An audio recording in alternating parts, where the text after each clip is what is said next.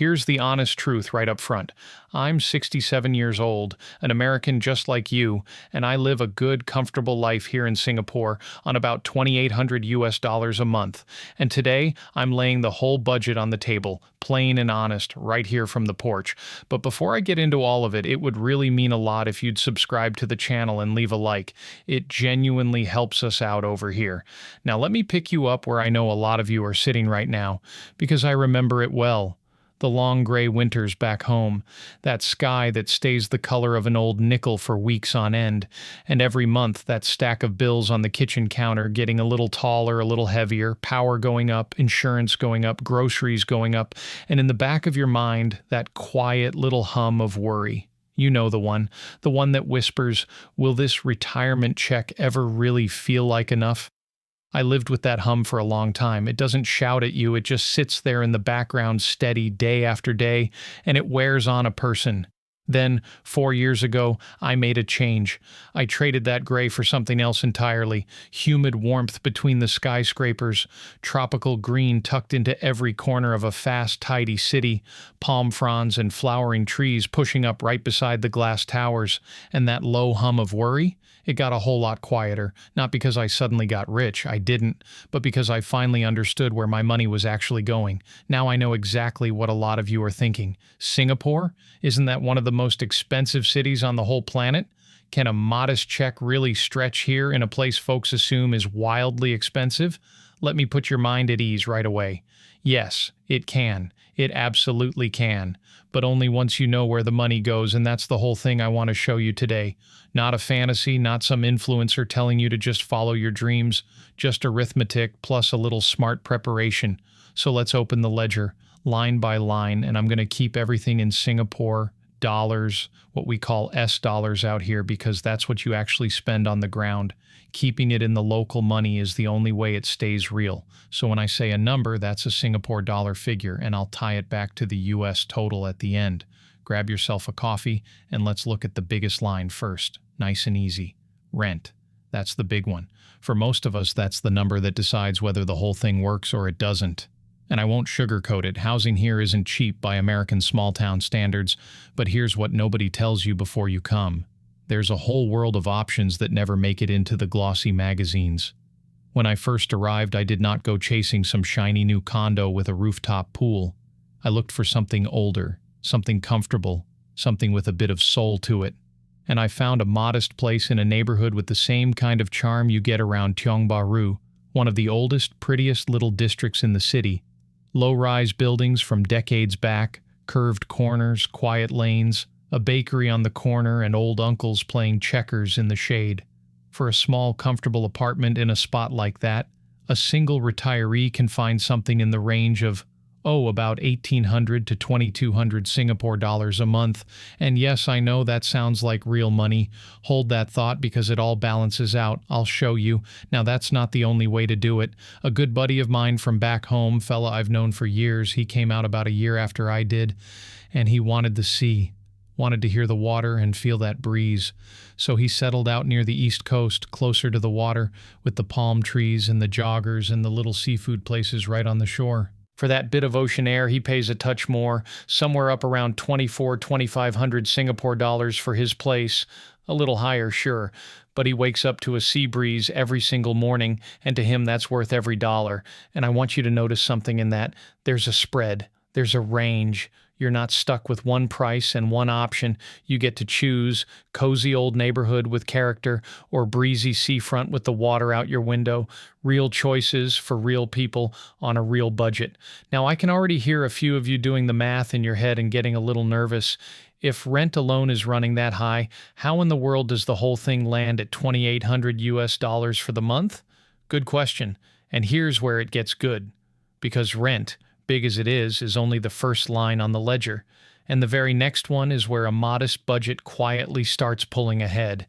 It's a place I walk to almost every day, just a short stroll from my front door. The Hawker Center, where a hot, delicious plate of food costs just a few Singapore dollars. And that, my friends, is where folks back home never believe me at first. The Hawker Center. That's the very next line on the ledger, and it's where a modest budget quietly starts pulling ahead. It's just a short walk from my place, and let me tell you what a plate of food actually costs out here, because this is where folks back home never believe me at first. Picture it with me. It's late morning, the humid warmth already sitting on your shoulders, and you follow your nose down a row of stalls, ginger and garlic from one, charred noodles from the next, somebody's chili crab bubbling away. I get a plate of chicken rice, steamed rice cooked in the broth, tender chicken, a little chili on the side, and I pay maybe 4 Singapore dollars. Some days I go for char kway teow, those smoky flat noodles fried up hot in front of me, and it's about the same. Then a cup of local kopi, that strong sweet coffee they serve on a little metal tray, and that runs me barely more than $1. So I sit there, full and happy, and I've spent about 5 Singapore dollars on a good hot meal. Do that math over a week, and you start to understand what I mean.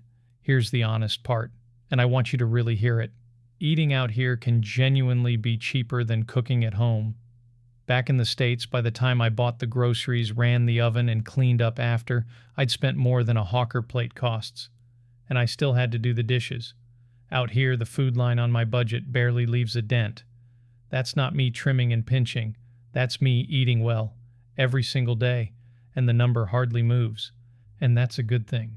Now let me tell you about my favorite surprise of all, transport. Back home, a car felt like oxygen. You needed it for everything.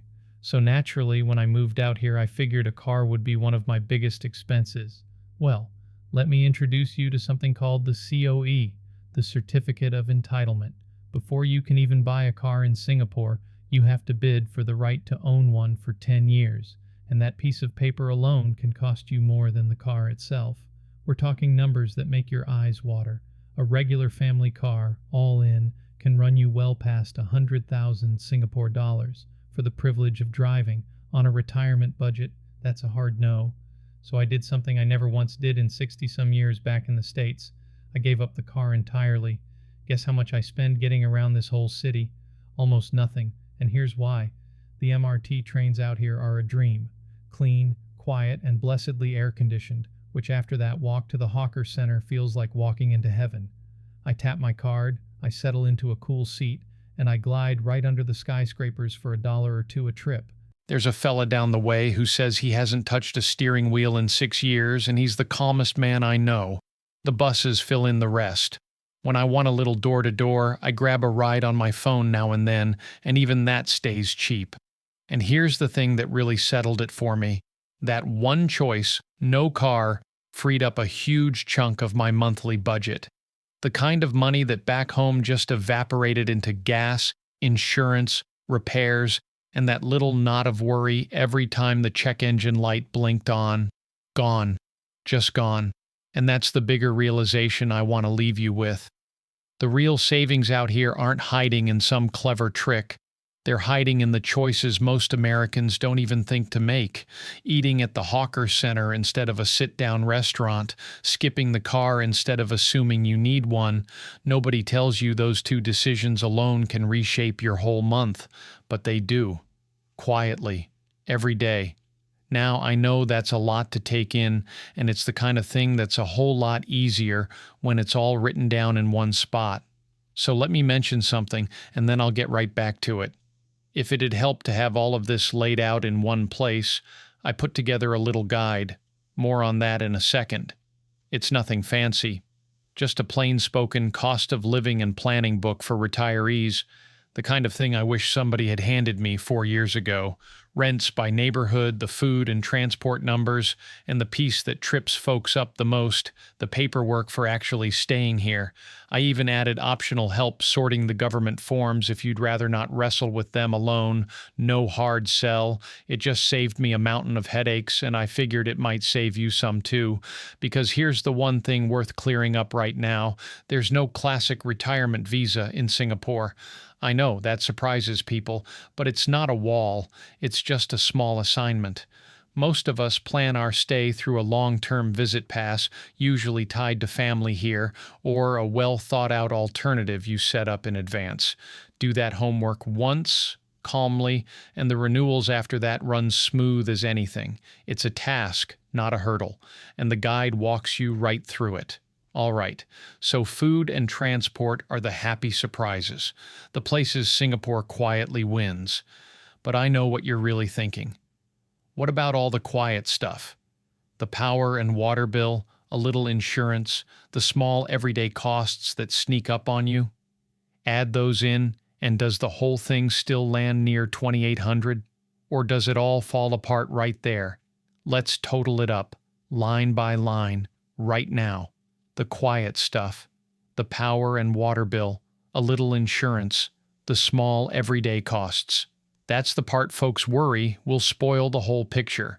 So let's add it in honestly and see where the total really lands. Start with the utilities, because that's the one that surprised me most. My power and water bill. Now, I run the air conditioning most nights because the humid warmth between the skyscrapers doesn't exactly cool off after sundown. And still, at the end of the month, that bill lands somewhere around 160 Singapore dollars, some months a little less. When I first opened it, I actually laughed. Back in the States, my heating bill alone in January could double that, easy. So yeah, the power and water bill out here still makes me smile. Then there's a little health insurance. And this is one I really care about for you, so let me be plain about it. The care here is a dream. The doctors, the hospitals, the clean, bright clinics, genuinely top-notch. But so you can enjoy that with total ease, a little coverage is worth its weight in gold. I took some time back when I first arrived, compared a few plans, and settled on something sensible for a fella my age. It runs me a modest amount each month, and in return I've got that wonderful feeling of being completely covered. No worry, no what-ifs hanging over the good days. That's peace of mind, and I'll pay for that gladly. And then the small everyday costs, the odds and ends, a haircut, a new pair of sandals because the old ones finally gave out, a little something for the grandkids' birthdays back home, a coffee with a neighbor that turns into two. None of it big on its own, but it's real, and an honest budget doesn't pretend those don't exist. So I keep a cushion for it, maybe 200-300 Singapore dollars a month, and I never feel squeezed. So let's add it all up together, and I think you'll feel the same relief I did. Rent, my comfortable older place in a neighborhood with that Tiong Bahru charm. Food, my whole week of hawker meals, the chicken rice, the char kway teow, the coffee that costs next to nothing. Transport, which is barely a line at all, because I skip the car and ride those spotless, air-conditioned MRT trains everywhere. Then these quieter ones. The power and water bill, the insurance, the everyday odds and ends, stack them all together, one on top of the other, and where does it land? Right around 2,800 US dollars a month. And that's not scraping. That's not eating rice at home and staring at the wall. That's living well, with a little room left over to enjoy the good things, a nice dinner out, a weekend somewhere, a gift for someone I love. So let me just say it plain, the thing I put right up top. Yes, a 67-year-old American lives well here on about 2,800 a month. That's me. That's the whole ledger, laid out on the table for you. And here's the part I want to sink in. This isn't a fantasy. It isn't luck. It's arithmetic. It's numbers you can add up on the back of an envelope on your own porch tonight. Now, I know how that sounds. Sounds too good? I thought so too, until I sat across from someone who'd been doing it for 10 years.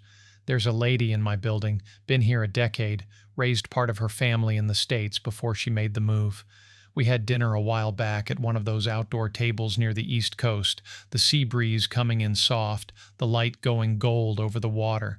And somewhere between the satay and the second beer, she told me something I've never forgotten. She said she spends less now than she ever did in the States. Less. After 10 years. And she wasn't cutting corners. She travels, she treats her friends, she lives full. She just figured out, the same way I did, where the money actually goes out here and where it quietly stretches further than anybody back home would believe. 10 years of proof, sitting right across the table from me. That'll settle a doubt faster than any number I could give you.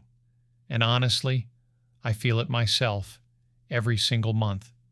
When that power and water bill comes and I see how small it is, I get this quiet little wave of relief. Still, 4 years in, I sit out here with a coffee, look at the green folded into this fast, tidy city, and I think, you know what, this is actually doable. It really is. It was doable the whole time. So here's what I want you to take away, and I mean this as a friend. This chapter isn't reserved for the wealthy. It never was. You don't need a fortune tucked away or some golden pension. You need a modest check and a little smart preparation. That's the whole recipe. The check does its part. The preparation does the rest. Do a little homework up front, plan it out clean and calm, and the dream stops being a dream. It just becomes the arithmetic of your regular Tuesday. If you're weighing this move, take your time and plan it calm. That's all it really takes. There's no clock ticking, no rush. Sit with the numbers. Add up your own ledger the way I added up mine. Picture the warmth, the good food for a few dollars, the mornings that start slow and easy. And then, when you're ready, take the step. I'll tell you, 4 years ago I was where a lot of you are right now. Dreaming, wondering, running the numbers over and over, half scared it wouldn't add up. It added up. It's added up every month since, and there's nothing standing between you and this next chapter but a little planning and a little courage. So take your time, don't stress yourself out, plan it calm, plan it smart, and step into this new chapter with a smile on your face, the same one I've got sitting right here on this porch, watching the sun go down over the greenest city I've ever called home.